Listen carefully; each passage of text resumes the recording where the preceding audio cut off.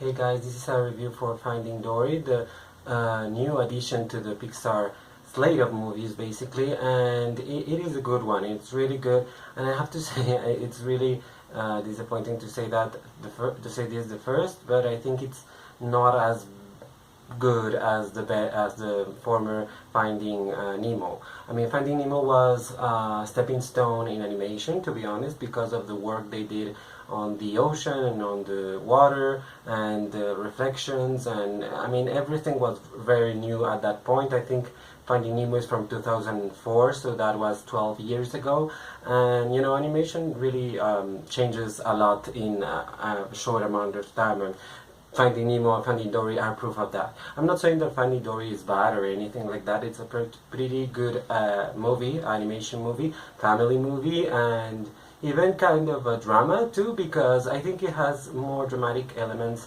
than comedic elements, which is part of what it makes Finding Nemo better, because Finding Nemo had, I mean, it had these dramatic, really dramatic moments, like when Nemo gets lost and his mother gets eaten by this horrible fish. I mean, it's awful, but then you have all the dentist office things, and it's pretty hilarious, and also Nemo finding out who Dory is, and that's funny, and his journey to find his son, Marlin, I mean. I think that was, it had a nice balance to it. And Finding Dory is a little less dramatic and a little less comedic, to be honest. I mean, the only comic relief in the movie are the beluga and I'm trying to get this right, and the whale, basically, which are Destiny and Bailey. They are the fun element in the movie. I mean, Hank, the octopus, is really funny too, and actually I think it's the best voice acting in the movie, and in recent animation movies, to be honest, done by Ed O'Neill, whom you might know from Modern Family and Married with Children. I think he's really talented.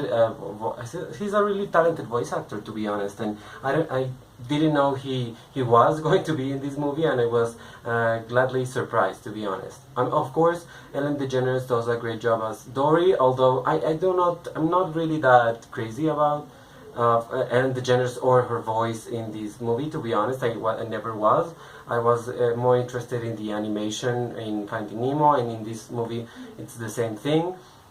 There are some changes, like they are going to the aquarium, and we find out that Dory was born practically in an aquarium, and all that sequence at the end with the road and the truck and everything, that's really funny, and that's really like action, and normally these movies don't really have much action, except maybe for the Toy Story movies, which really had I mean, those movies really had everything in control, like balanced. I mean, they have action, they have comedy, they have drama, they have everything. And Toy Story 3, if you haven't seen it, please see it, because it's one of the best animation movies ever done, to be honest.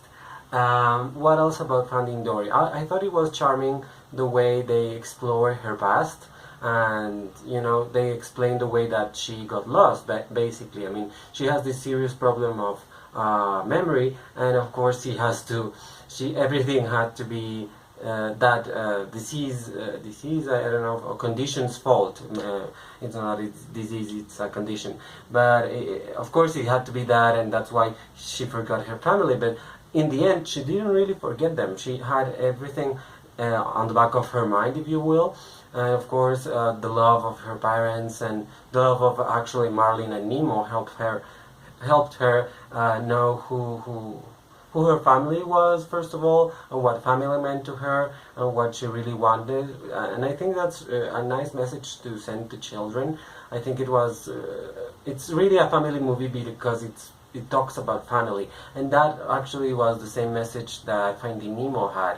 So that's another problem that I have with the movie, that the message is kind of the same that Finding Nemo. So it's like, shouldn't you change that? But yeah, I mean, I was thankful that they didn't really spend the movie in the journey towards the aquarium, because that would have been just ridiculous. But in the aquarium, it's almost every single part of the movie, and I think that's great because it would have been really repetitive if they did the whole trip again. I mean, they showed the turtles, which I personally didn't like from the first movie. I actually prefer the sequence with the whale, and I thought it was really great that she spoke like whale again with her friend. I mean, and that was really nice, and I think it was a great idea to make her best friend, one of her best friends, an actual whale. What's the name of that species? A whale shark. God, I almost didn't get it. Yeah, there's a lot of nice voice acting from Ty Burrell, who plays the beluga, from Caitlin Olsen, who plays Destiny, the whale. Idris Elba plays a sea lion, which, I mean, I had seen the Jungle Book just before, so I was like, I just heard that voice, who's that? And it's Idris Elba, who you don't really imagine being in an animation movie. I don't know why. And, I mean, Shere Khan, sure, but as a sea lion, it's kind of funny. And the sea lions cannot stand in for the typical character, which is like on the side, but it's fun. They are funny anyway, so I think that's it. It's a good voice acting, and he has a great voice, to be honest. So yeah, Albert Brooks as Marlin and Hayden Rollins as Nemo, who returned from Finding Nemo. The thing, of course, Finding Dory has already passed the $1 billion mark in the worldwide box office, so that's great for Disney, and that's great for Pixar too. But let's be honest, Disney has borrowed a lot from Pixar in recent years. I mean, from the moment they bought it till now. If you see, actually, I think that Finding Dory is a really good movie. But to be honest, the best movie that Disney has done in animation this year is Zootopia, not Finding Dory. Zootopia, the story and the animation and the voices and everything is so good in that movie. There are moments that it doesn't feel like an animation movie, which is great because an animation movie is just a label. I mean, animation movies can be dramas, can be comedies, can be adult films, can be anything. And I think that Zootopia achieved that, and Finding Dory didn't really do that.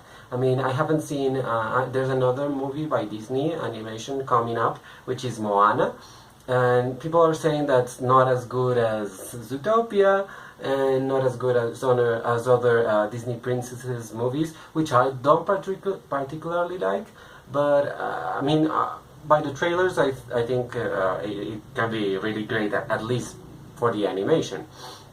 But apparently Zootopia is the one ruling. It got first to the $1 billion mark, and I mean, it has earned more money than Finding Dory. I don't know why, but I think it's more compelling, and it's a new story, and I think that attracts people. I think that Finding Dory had the problem that it didn't really give anything new to the fans of Pixar.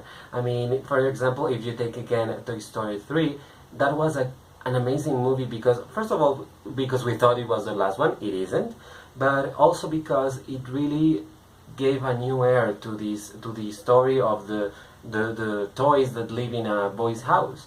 I mean, Toy Story 2 was good, but Toy Story 3 just elevated everything and made it just so real and so approachable and so universal. It was really great. I mean, it really deserved that Academy Award Best Picture nomination because it was really a good movie, and I think that hasn't been done that often. I mean, it was done maybe with Wall-E, which was a really great movie. I mean, I never get tired of watching that movie when it's on TV or something. I always watch it.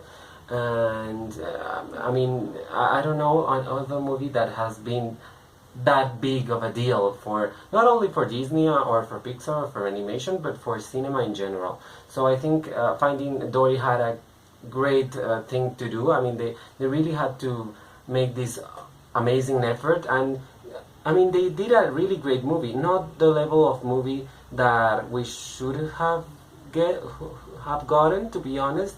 I think it could have been a lot better. To be honest, The Good Dinosaur wasn't a good movie either last year.